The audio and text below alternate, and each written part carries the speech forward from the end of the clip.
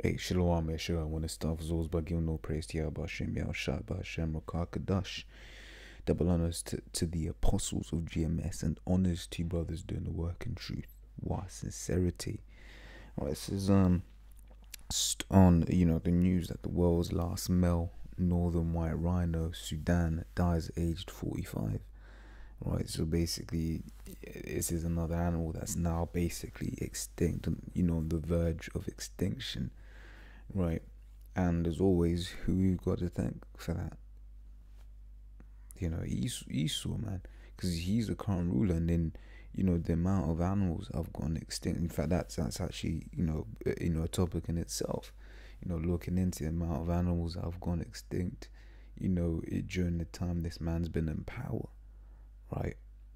Or basically have gone into what's the word I'm saying? Gone near into extinction, right? Because let's say it says here about poachers and all that. But more time, who are they working for? Where are they selling it? Right? This man's basically, and his energy has gone around, and it's it's just destroyed the environment, destroyed the earth. Right? He brought about the gun, right? That's one of his blessings. The gun. One with the gun, he's you got Esau taking out lions, Esau taking about rhinos, right? So this is Isaiah 24:5 says, the earth also is defiled under the inhabitants thereof, because they have transgressed the laws, changed the ordinances, and broken the everlasting covenants. Right? On one of the ways of defiling the earth is upsetting the balance in the food in the ecosystem. Right, you never know how this animal in the wild helped balance out the ecosystem. Right, because the Lord has everything in perfect balance, and unjust balance is an abomination to the Lord. Right, but now it's gone. This is Revelation 11:18 says, and the nations were angry, and thy wrath is come, and the time of the dead, that they should be judged, and that thou shouldest give reward unto thy servants the prophets, and to the saints, and to them that fear thy name, small and great, and shouldest destroy them which destroy the earth. Right, so the Lord's going to pay Esau back by destroying him, because no one has destroyed the earth as much as Esau has. Right? This is Habakkuk. He's got nuclear fallout, from tests that he performed. He's got nuclear fallout from all these stupid nuclear reactors that he uses for energy. Right, he's using depleted uranium weapons all over the place. Why? Because this man's a devil.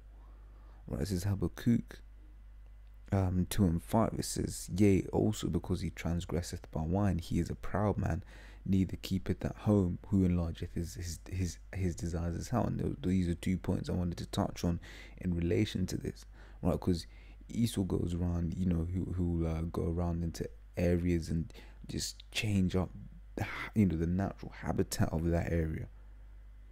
Right, always carrying, moving things along, and some animals aren't supposed to be in certain environments. Right, you watch them nature programs, they'll be like, and settlers brought this.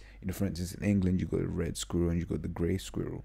Right, the red squirrel was quote native to the UK, and the Americans had the grey squirrel, and when that came over, that more or less just knocked out the red squirrel, man. Right. And all of these things basically upsetting habitats, because some things aren't supposed to live in some places because there isn't a predator big enough to take them out. And what happens? That means an unwanted pest basically starts growing in abundance. Right, basically upsetting the balance of the ecosystem.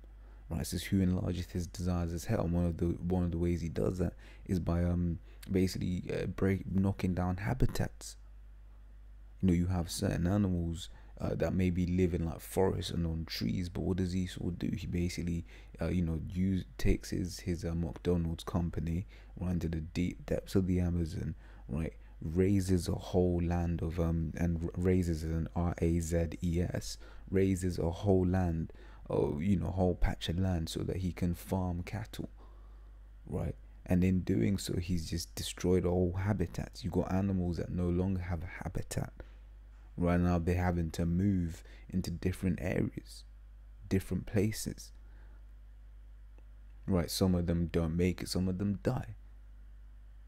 Right, and even then, that upsets the balance, because then you have other animals that feed off them that no longer have their food. And who do you have to thank for that?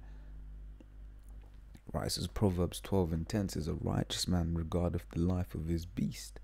Right, and poaching an animal that that's not regarding the life of your beast, and would you call it, doing it to the point where would you call it a whole species is more or less extinct. It's to what end? Right. It says Isaiah 14:7 says the whole earth is at rest and is quiet, and it's talking about after Esau's down, man. Right, the whole earth will be at rest. The animals will be at rest. The trees will be at rest. The people will be at rest. Right. In fact, that's 2 scriptures I can get as well. Sirach 10. I'll get Proverbs 29:2. It says, when the righteous are in authority, the people rejoice. Right. So when Israel are in authority, people are going to be happy with that. Obviously, they're going to have to serve their 1,000 years of slavery, right, to be a recompense for all the wickedness that they done to Israel, right? However, after that 1,000 years, they're going to live good, right? Because we're not going to be, we're going to be keeping the laws. The laws were set to be good and for balance, right? And when Israel keeping the law, when Israel keep the law, everything will be good. The land will be good. The crops will be good. The cattle will be good. And those 3 things alone, right? That's considering that that's riches according to the scriptures. That's that's a good thing. This is what's going on in my head? It's like I'm blanking up. But basically, look, man, when Israel rule, the world is going to be good, right? So, but when the wicked bear for all the people mourn, it's not only the people that are mourning, the animals are mourning, right? You've got whales beaching themselves. You've got getting mass die-offs of birds just dropping out of the sky, fishes beaching themselves, right? And this is Sirach 10, and we'll get verse 4. Says the power of the earth is in the hand of the Lord, and in due time he will set over it one that is profitable, right? Which is like I said, the Israelites were profitable for the earth.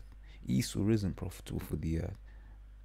Oil spills is what happens under Esau's reign, right? Mass deforestations, extinctions, nuclear holocausts.